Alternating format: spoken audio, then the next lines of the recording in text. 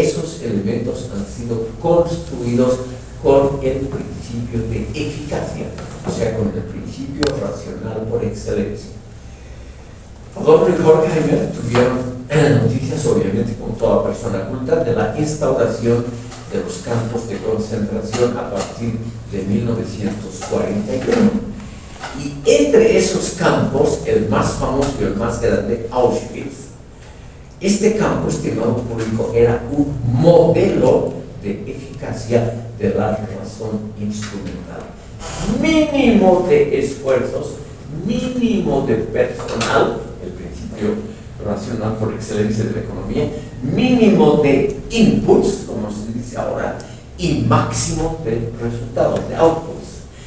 Mínimo de esfuerzo y de gastos y 6 millones de judíos clasificados. O sea, era realmente había que sacarse el sombrero ante ese ejercicio de eficacia. La guerra en ningún momento resultó dañada por los ya más de 50 campos de concentración.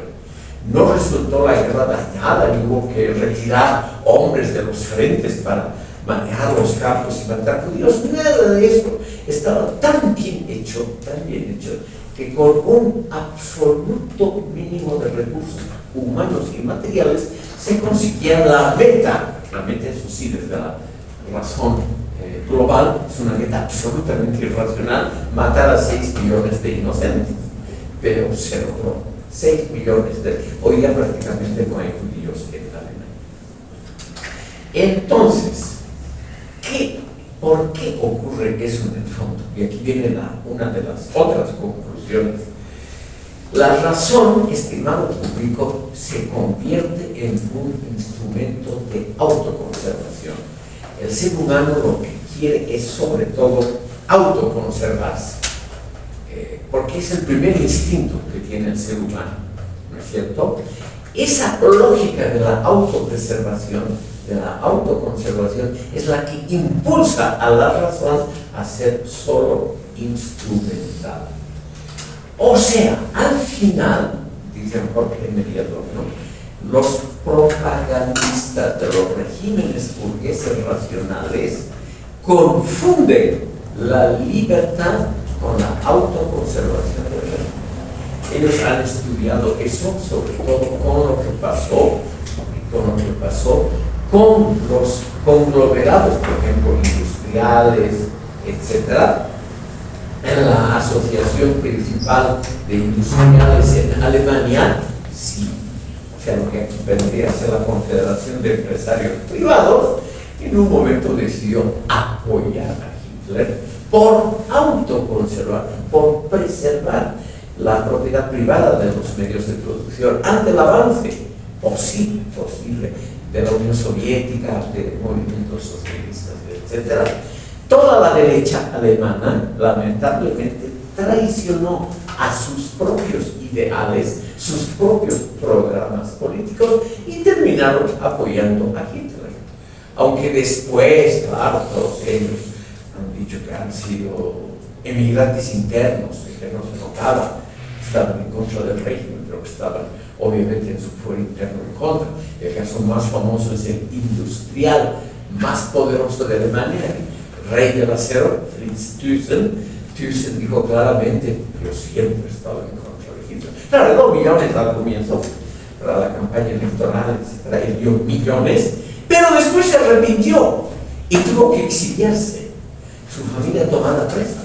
¿Por qué? Porque se dio cuenta de que el experimento, que es lo que ya hemos visto, la leyenda del aprendiz de hechicero, se le salió de las manos.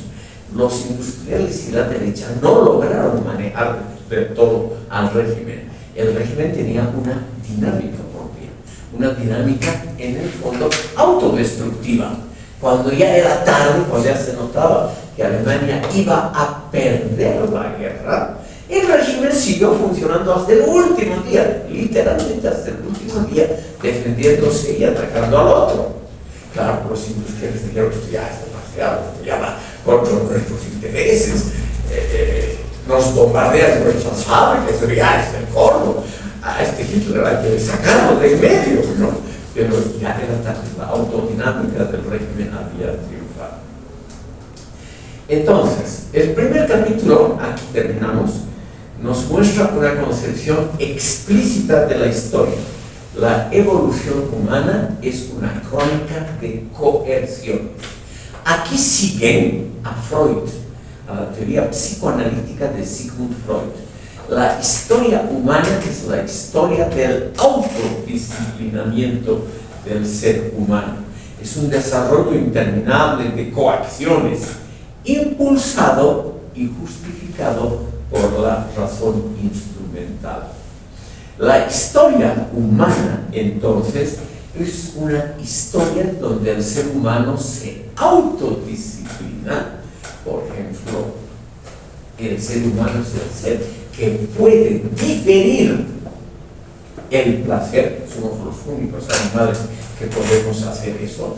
Podemos diferir al placer para encargarnos de las tareas obligadas, o sea, de lo que no es el placer. El no placer nos hace diferir la esfera del placer. Lo hacemos relativamente bien.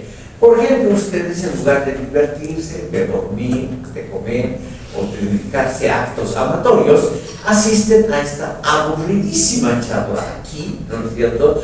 Aunque seguramente no les gusta y están pensando en su foro interminable, acabará esto, mamá mía, todavía sigue y no termina y es siempre lo mismo, etcétera. La historia de la introversión del sufrimiento, es lo que les digo. La historia de la introversión del sufrimiento no termina nunca y sigue con la misma temática, etcétera. En lugar, ustedes están difiriendo el placer, en lugar de dedicarse a cosas mucho más agradables, porque ustedes creen que necesitan una nota y que esa nota es uno de los muchos ladrillos para un título, y entonces por eso aquí, con caras esos y aburridos, aguantan esta pequeña charla. La historia, es la frase final, la historia es la historia de una civilización mal lograda. O sea, la historia no es algo bien logrado, como en el fondo lo creyeron Hegel y Marx, sino la historia es una historia mal lograda. La evolución humana es una historia del desarrollo equivocado, sí señores, equivocado. O sea, el feudalismo, el esclavismo, la burguesía, todo no sirve como etapas para un fin superior, el socialismo, o para el Estado ideal de Hegel, no, sino la historia universal es una historia de tragedias humanas, es una historia de sangre y de sacrificio. ¿Para qué? Para que unos pocos tengan un placer siempre circunstancial y reducido. Para eso, porque todos morimos y entonces en los enormes esfuerzos que se hacen sirven para que otros tengan algún pequeño éxito, pequeño en el sentido histórico. La vida humana es muy breve. Entonces, el desarrollo tecnológico que está basado en la razón se convierte en un instrumento de opresión. Es una idea que después Michel Foucault y otros han reproducido muy posteriormente, ¿no? Por ejemplo, la invención de la cárcel, etc. Son ideas que ya Horkheimer y Adorno lo han explicitado largamente. La historia, estimado público, es una coerción permanente y no es la historia de una comunicación bien lograda y de una convivencia razonable entre los seres humanos. La historia, en el fondo, es, y aquí vienen algunos elementos negativos, la disolución de la familia extendida. Ellos creen que la familia extendida, después de todo, como un sistema de seguridad social, un sistema implícito, no explícito, de seguridad social, era una gran cosa. O sea, la disolución de la familia extendida, la declinación de la genuina subjetividad, el fracaso de la democracia en Alemania y otros países, todo simplemente por el deseo muy humano de la autopreservación. La civilización moderna, dicen textualmente, ha sido neutralizada por la razón instrumental produciendo una tendencia al conformismo político y cultural. Hasta ahí este primer capítulo.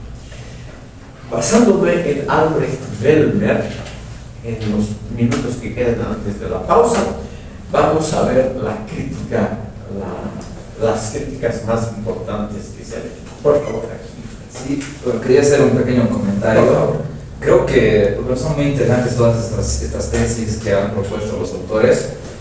Creo que de alguna forma, algunas de ellas sí se pueden verificar actualmente, o sea, más o menos empíricamente en la actualidad.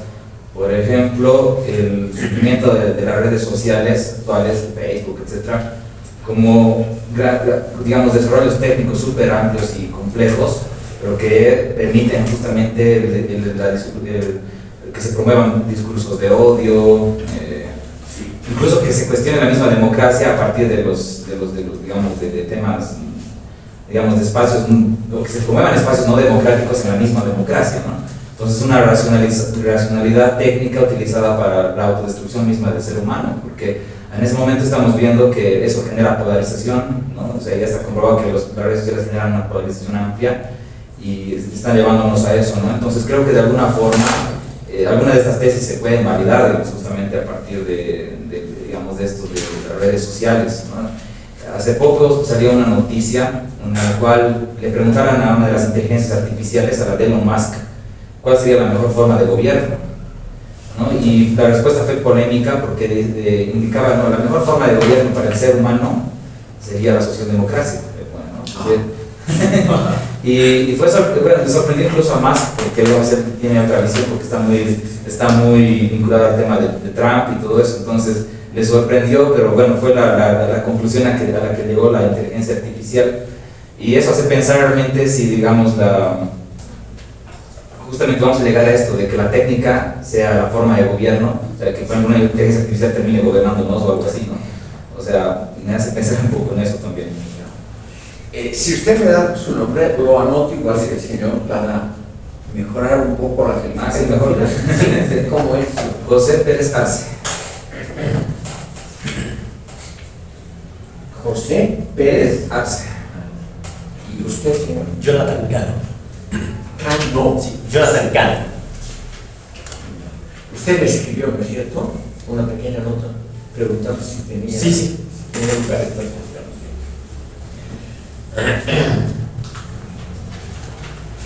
Coincidiendo con lo que ha dicho el señor aquí presente, la mayor parte de la literatura secundaria sobre la Escuela de Frankfurt y sobre esta obra llega a la siguiente conclusión: la visión no puede ser validada explícitamente y en forma detallada, sino solamente, como lo ha dicho usted, en global, en forma que podríamos llamar de conjunto.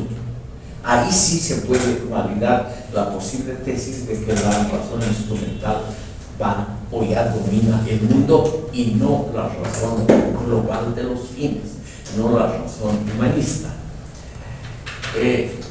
Pero lo novedoso, según por ejemplo Albrecht Bellmer, es que Horkheimer y Adorno han presentado por primera vez en la historia universal una especie de teoría pesimista sobre el desarrollo humano, una visión pesimista y negativista que tiene pocos precedentes.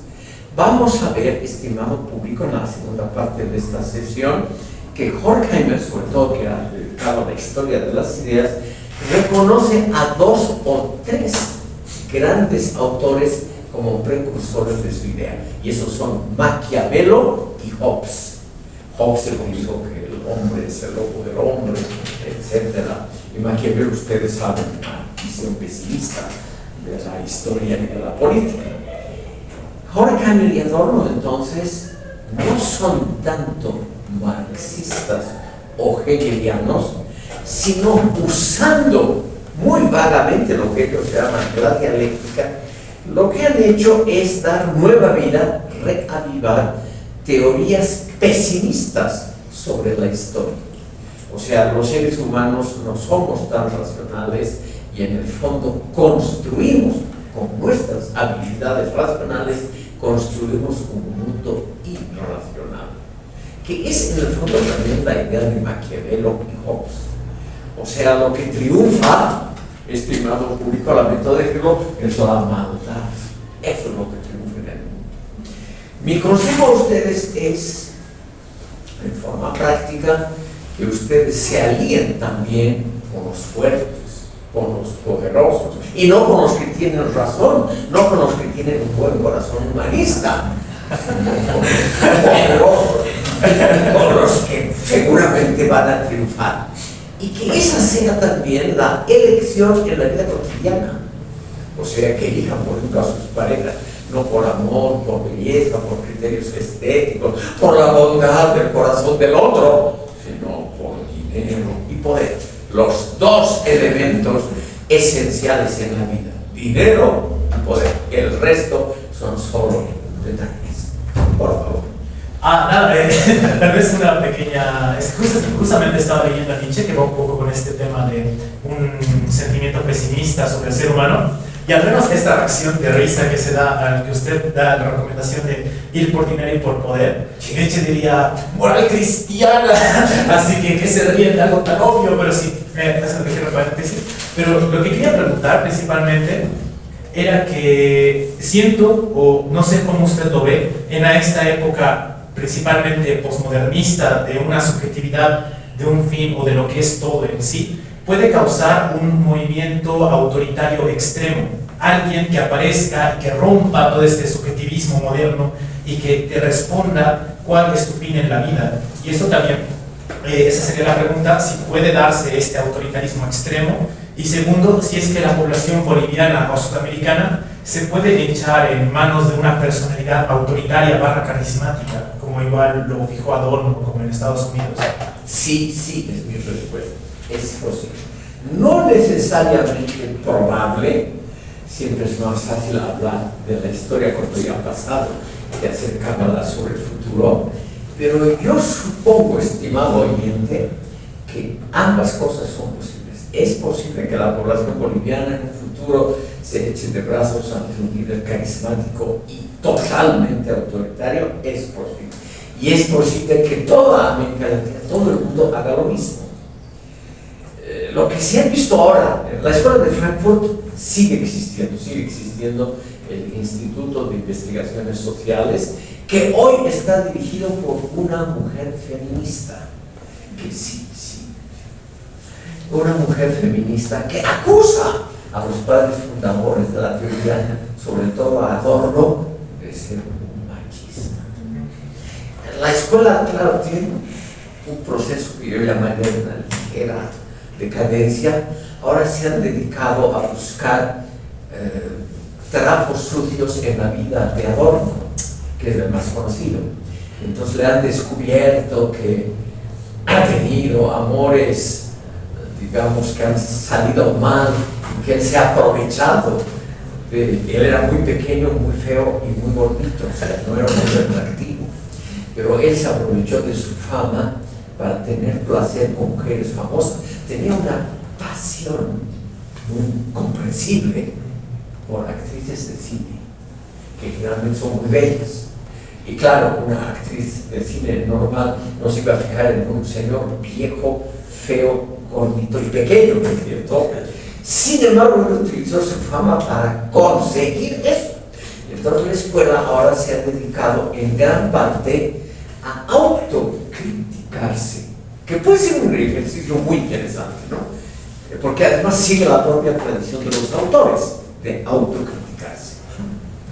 Y los estudios que realiza el Instituto de Investigaciones Sociales, que sigue llamándose así, tienen que ver con el tema que usted menciona.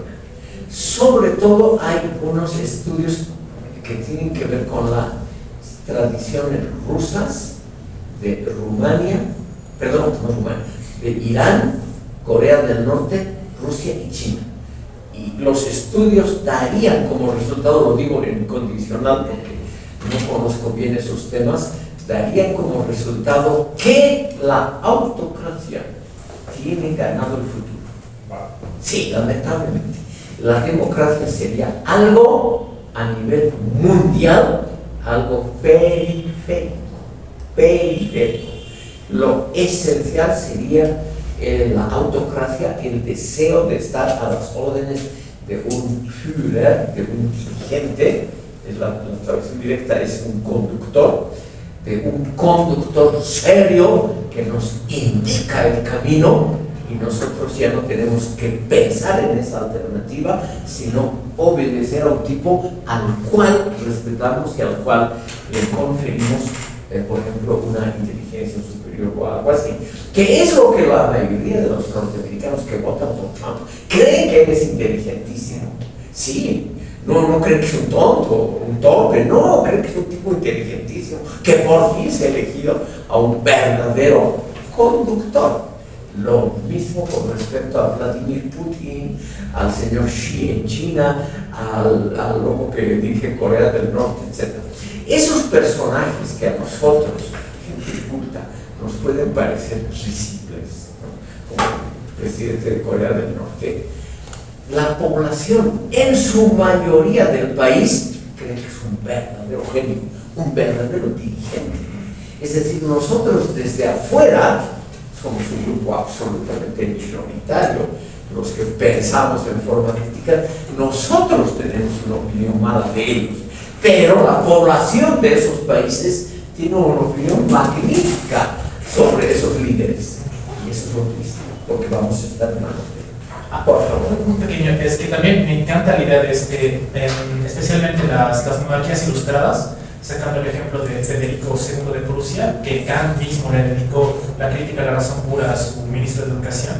Entonces podría darse este autoritarismo que impulsa la razón humanista, tal vez hasta cierto punto retomando la idea de este líder filósofo, este rey filósofo de Platón. ¿Podría ser algo positivo? Podría ser, claro, podría ser. Pero hay que diferenciar porque hay evidentemente líderes como Pericles o algunos pocos así. Hay evidentemente líderes fuertes que son razonables. Ha habido en la historia universal. Tampoco la historia universal no es, como ellos creen, una historia solo de atrocidades y monstruosidades. Ha habido nomás algunos gobernantes más o menos razonables, como Pericles en la antigua Grecia, o el emperador Ashoka en la India. Buscamos, se encuentran algunos ejemplos. Pero el problema, mi estimado, es que esos fueron las excepciones. A la gente no le gusta un tipo que duda es un mal gobernante. A la gente le gustan certidumbres. Si una persona normalita, no me refiero a estudiantes de filosofía, si una persona normal va a un meeting, a una reunión política, esa persona quiere escuchar certidumbres, soluciones. No quiere escuchar a un tipo que diga, bueno, a ver, mis estimados oyentes y futuros electores, aquí estoy en duda. Estoy dudando entre la alternativa A, la B y la C. A ver, ¿qué opinan ustedes? Eso no gusta. La gente va a escuchar certidumbres, no va a escuchar dudas, enigmas o cosas por el estilo. A la gente le parece que es una pérdida de tiempo. Entonces, el líder fuerte, aunque diga tonterías, lamentablemente tiene ganada la audiencia. Justo a mí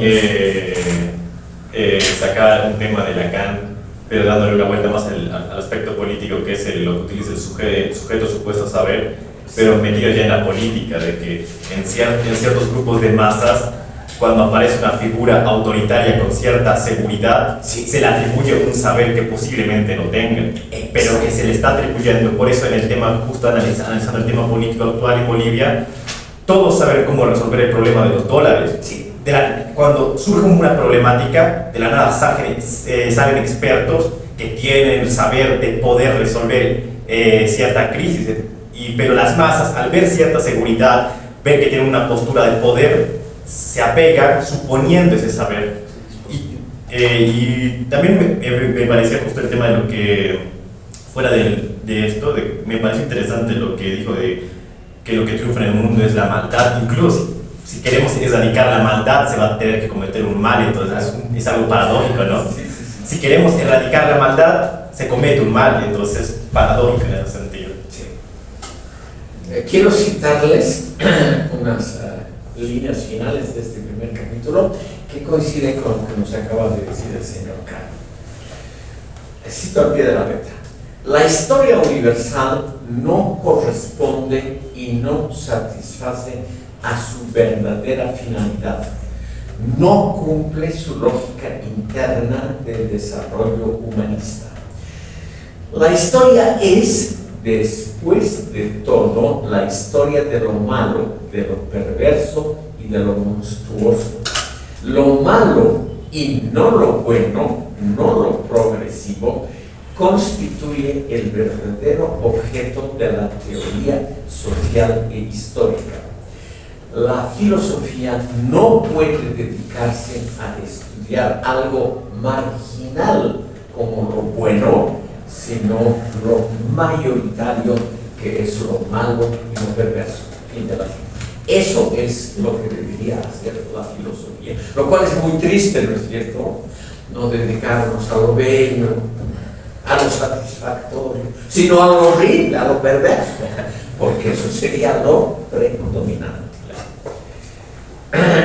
La ilustración, dicen, resulta ser justamente, o debería ser, debería ser la teoría de lo perverso solo para evitar males mayores, no para construir algo positivo. Esta es una teoría especialmente de Adorno, que la vamos a ver luego, porque tiene raíces en la tradición judía. La tradición judía, como la islámica, no permite imágenes de Dios, no permite hacernos una idea de cómo es Dios, qué aspecto tendría, etcétera, etcétera. Prohíbe la imagen de Dios.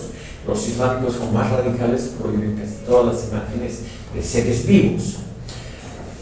Pero la idea que está detrás, según Adorno, es una idea que puede ser utilizada políticamente.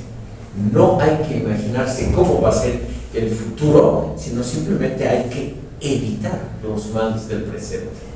O sea, lo único que podemos hacer racionalmente es dedicarnos a elegir entre dos males, y hay que elegir el mal menor. No lo dijo también Karl Popper.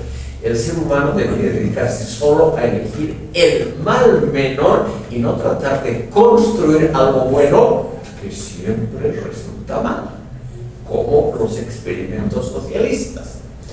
Entonces, la ilustración, nos dicen estos autores, en el fondo ha resultado un engaño, porque la ilustración, al dedicarse solo a la razón instrumental, es como un avión que se desprende de su piloto y que vuela automáticamente.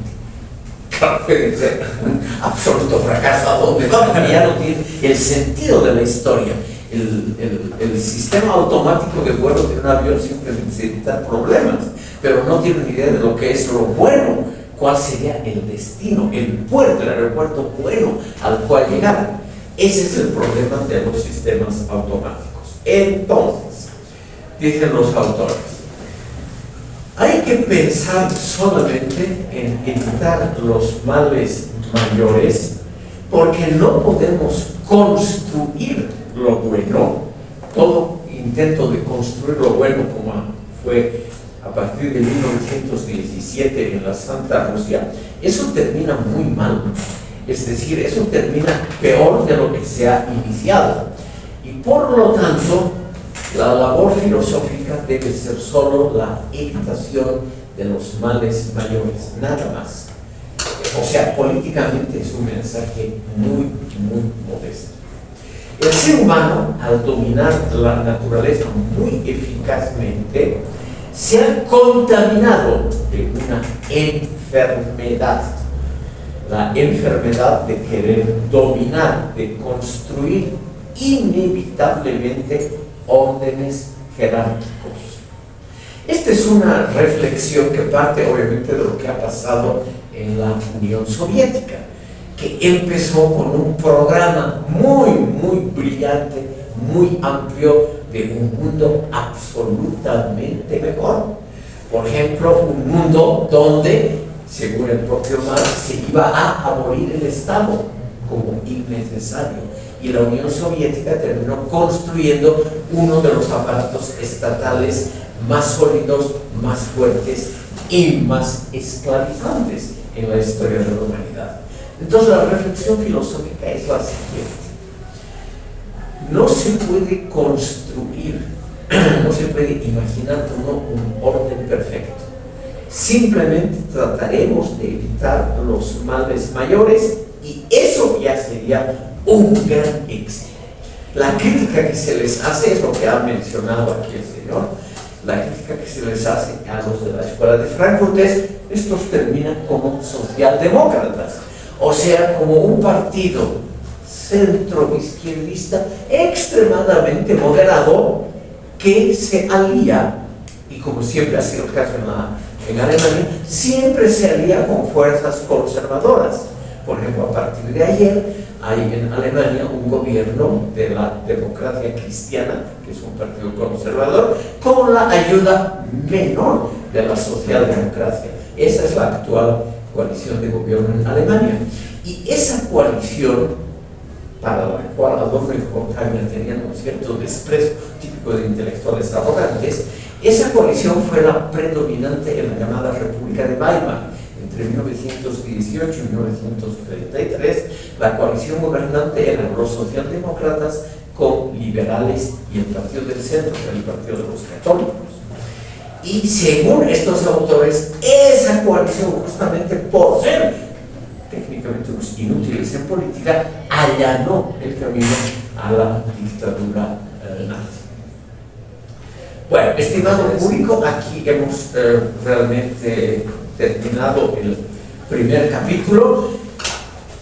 Antes de la pausa quiero decirles lo siguiente: este primer capítulo es altamente repetitivo, está redactado en forma muy caótica, como son casi todos los escritos de Horkheimer y Adorno, redactado en forma muy caótica.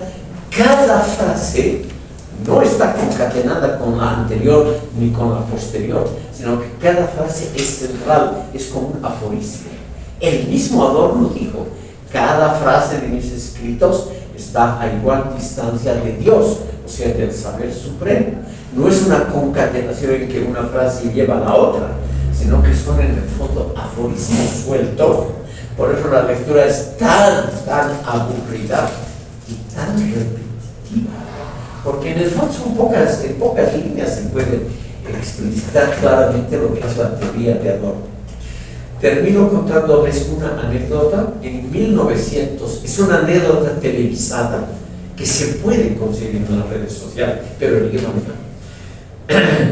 Adorno y Karl Popper tomaron parte en una discusión sobre dialéctica en Tübingen, en la Universidad de Tübingen, en 1961. Primero habló Adorno, habló 1 hora y media en su estilo muy difícil de comprender. Cuando terminó de hablar y le tocaba el turno a Popper, ¿qué hizo Popper? Le dijo: profesor Adorno, ¿qué le parece a usted si con su permiso yo resumo en 5 minutos todo lo que usted ha dicho, sin faltar de ninguna manera a sus convicciones y al profundo sentido de su gran filosofía? Adorno le dijo: a ver, pruebe, no creo que tenga éxito, pero adelante. Popper lo hizo en 5 minutos y Adorno tuvo que reconocer que todas las ideas centrales de 1 hora y media estaban realmente contenidas en esos 5 minutos, dicho en un idioma simple y claro. Lo cual simplemente nos dice que estos autores son latosos. O sea, y que este libro es la manifestación de eso. Porque las ideas centrales son en el fondo muy pocas. Aquí haremos, estimado público, un mini descanso y vamos a seguir con la parte más famosa, que es el famoso excurso donde escrito solo por Adorno, donde él trata de mostrar que la razón ya hizo una traición a sí misma hace 3.200 años.